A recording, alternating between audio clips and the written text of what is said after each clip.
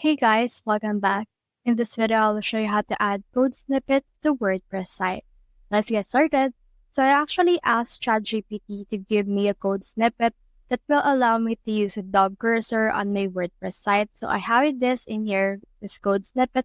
So if you have anything or any code snippet that you want to add, just head over and then just get them and we should be able to add them to WordPress. So from in there, we should be able to just go to our appearance. So scroll down right here. And we have in here this option for themes, and in here is the theme file editor. So head over and click on that. And then from in there, we should be able to see in here this theme file editor of WordPress itself. And then in here, just choose in here this style sheet or the theme function, any assets that you want to add that particular code snippet into. So I'll add it in here on my theme function.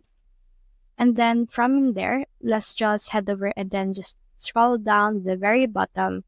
And then from there, once we're done scrolling down, let's put in here a few space and then let's paste in here the snippet that we have. And then from in there, just save this progress. So that's the whole process. If you have found this video helpful, simply leave a like, or subscribe because it helps me reach more people. See you soon.